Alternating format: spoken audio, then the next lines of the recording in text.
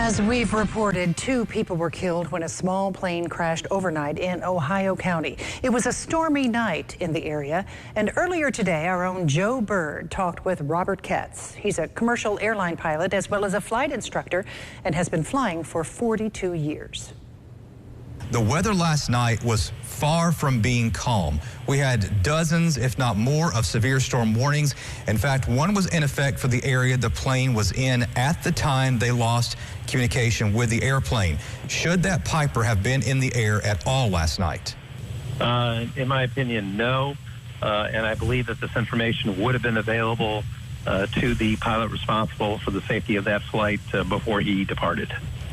So they were departing Bowling Green, Kentucky. They were in Owensboro doing touch and go, flew down to Bowling Green, and they were heading back. Is there a procedure then that the student and or the instructor should have done, such as checking the weather, before flying?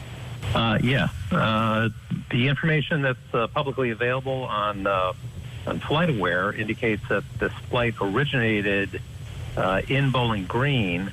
The previous flight was from Owensboro to Bowling Green, and it arrived at 9:04 p.m. and then departed almost an hour later. So the airplane had to be sitting on the ground in Bowling Green for about an hour prior to departure.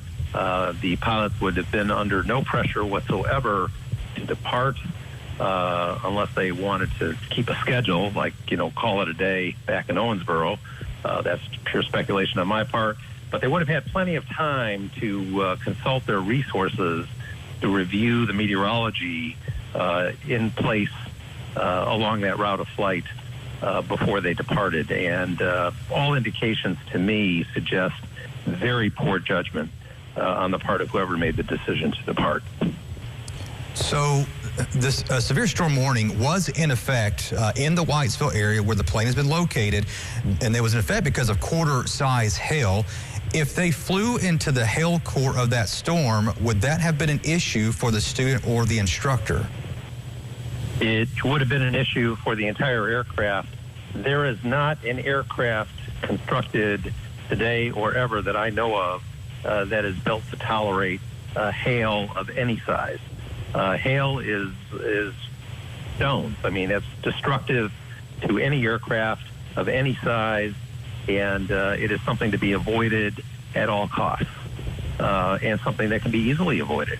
The most severe weather is typically focused in small areas, and although severe weather can be part of a larger weather system, we have the technology today and the resources today to make these determinations responsibly on the ground before departure and without the pressure of flight. So again, these pilots never should have departed with the weather that was developing or in place at the time this incident happened.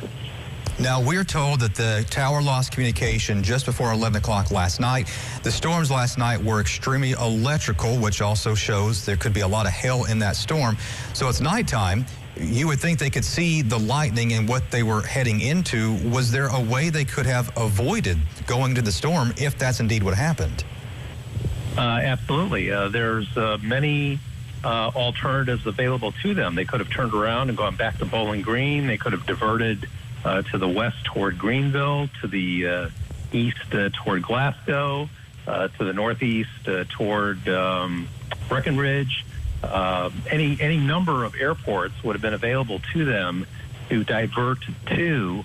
And as you say, if this was an electrical storm at night, the lightning would have been visible to them from quite a distance before they got into the teeth of the storm. This has all the earmarks of get there-itis, meaning we've got to get to where we want to go because we want to go. And instead of simply saying, you know what, the weather's not cooperating here, it's not worth the risk, let's wait it out on the ground. Chances are within an hour or 2 or 3, the weather will pass and the flight can be conducted uneventfully.